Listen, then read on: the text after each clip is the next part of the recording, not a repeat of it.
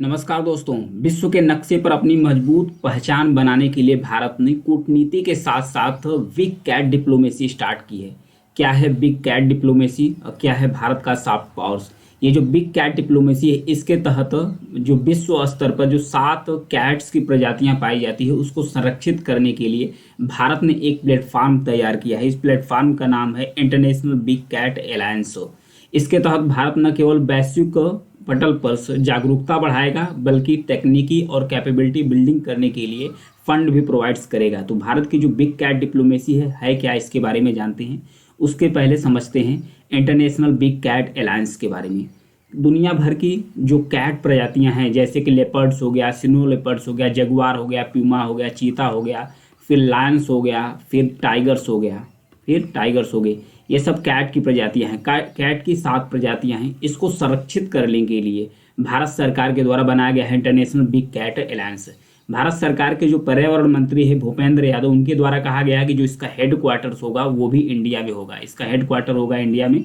भारत इसके तहत पूरे कंट्री को शामिल करने की बात कर रहा है। हालांकि इसमें 16 कंट्री शामिल हो चुकी है और 96 कंट्री ऐसी हैं, 96 देश ऐसे हैं जिसके अंदर से ये बिग कैट्स के प्रजातियां पाई जाती है। उसमें सबसे ज़्यादा भारत के पास पाई जाती है।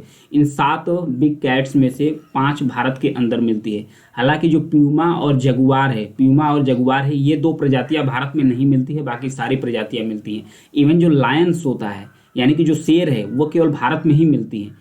अब भारत में जितने भी ये कैट्स प्रजातियां हैं, जितने भी टाइगर्स हैं, फिर उसकी जो 75% पॉपुलेशन सिर्फ इंडिया में रहती है। उसका 75% पॉपुलेशन इंडिया में रहती है। इसलिए इंडिया इस जो प्रजातियां हैं, कैट फैमिली की जो प्रजातियां हैं, इनको कैसे संरक्षित किया जा सकता है, इंडिया के पास एक्सपर्टीज है। तो भारत चाहता है कि न केवल वो देश शामिल हो जिसके अंदर ये प्रजातियां पाई जाती है, बल्कि वह देश भी इसमें शामिल हो जिसकी यहाँ एकदम विलुप्त हो गई है। क्योंकि भारत इसके तहत जो ये प्रजातियां हैं ये प्रोवाइड्स भी कराएगा, उसको संरक्षित करने के लिए फंड भी देगा और उसको टेक्नोलॉजी मतलब की जो कैपेसिटी है वो भी बिल्डिंग भारत करेगा कि आप किस तरीके से इसको रख सकते हैं। तो इन 16 देशों में कौन कौन से देश शामिल हैं इसके बारे में देख लेते हैं थोड़ा सा। इसमें बांग्लादेश है, आर्मेनिया है, आर्मेनिया, भूटान, ब्राज़ील, कंबोडिया, मिस्र, इथोपिया, नाइजीरिया, पेरू जैसे संगठन शामिल हुए। इसके साथ साथ 10 ऐसे संगठन हैं जो पर्यावरण और जैव विविधता से जुड़े हुए हैं संगठन,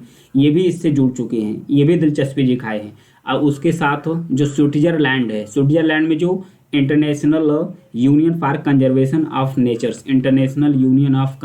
ऑफ नेचर्स यानी कि जो IUCN है, ये भी दिलचस्पी दिखाई, ये भी जुड़ने के लिए बात किया है। उसके साथ जो किर्गिस्तान है, यहाँ पर मिडिल ईस्ट में किर्गिस्तान है, किर्गिस्तान का एक विज्ञान और संरक्षण अंतर्राष्ट्रीय हिम तेंदुआ ट्रस्ट है। और रूस का जो अमूर टाइगर्स, रसिया है, इसका जो अमूर टाइगर सेंटर्स है, ये सारे संगठन भारत का जो बिग कैट अलायंस है, इंटरनेशनल बिग कैट अलायंस है, उसमें शामिल होने के लिए अपना सहमति दे दिया है। तो ये बिग कैट अलायंस क्या होता है, इसमें 7 प्रजातियां पाई जाती है। इसमें जो बाघ होते हैं और कैट होते हैं, ये कैट प्रजाति में ही आती है जितनी भी सब हैं, जिसमें हो गया चाहे प्यूमा हो गया, फिर चीता हो गया, फिर यहाँ पर लेपर्ड्स हो गया, स्नो लेपर्ड्स हो गए, लायंस हो गए, जगुआर्स हो गए, टाइगर्स हो गए। इन सारी प्रजातियों में केवल 2 प्रजाति ही भारत में नहीं पाई जाती है। एक तो हो गया जगुआर और दूसरा हो गया प्यूमास। बाकी 5 प्रजातियां भारत में पाई जाती है। इवन जो शेर है यानी कि जो लायंस है, लायंस सिर्फ भारत में ही पाए जाते हैं। भारत में अगर सबसे ज़्यादा आबादी की बात किया जाए तो भारत का जो लेटेस्ट सरकारी आंकड़ा है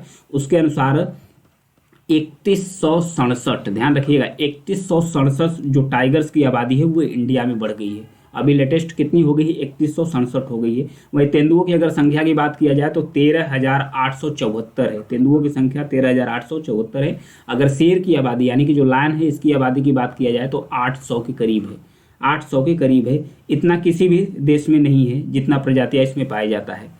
तो इसका जो इंटरनेशनल बिग कैट अलायंस है, इसका मोटो क्या है, इसका उद्देश्य क्या है? इसका उद्देश्य यह है कि दुनिया भर में इनकी प्रजातियों को संरक्षित करने के लिए जागरूक करना और अन्य देशों में कैपेबिलिटी बिल्डिंग करना कि कैसे संरक्षित कर सकते हैं इन प्रजातियों को।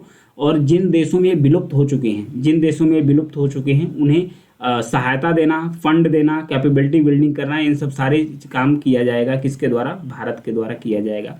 भारत जो 96 देशों में जितने भी ये प्रजातियां पाई जाती है उसको संरक्षित करने के लिए भारत के द्वारा स्टेप भी उठाया जा रहा है। तो ये है भारत का बिग कैट डिप्लोमेसी। ये सॉफ्ट पावर्स और ये हार्ड पावर्स होता क्या है इसके बारे में थोड़ा समझ लेते हैं। सॉफ्ट पावर्स समझ, हार्ड पावर्स पहले समझते हैं। जो हार्ड पावर्स होता है जैसे कि किसी भी देश के पास पैसा है, अब फिर उस देश के पास हथियार है, मिलिट्री है, सैन्य ताकत है, हथियार है, मिसाइलें हैं, तो इसे वो किसी देश का हार्ड पावर दिखाता है कि हार्ड पावर से इसके सहायता से भारत सुपर पावर बन, मतलब इससे सहायता से कोई भी देश सुपर पावर बन सकता है, किसी देश को कंट्रोल कर सकता है।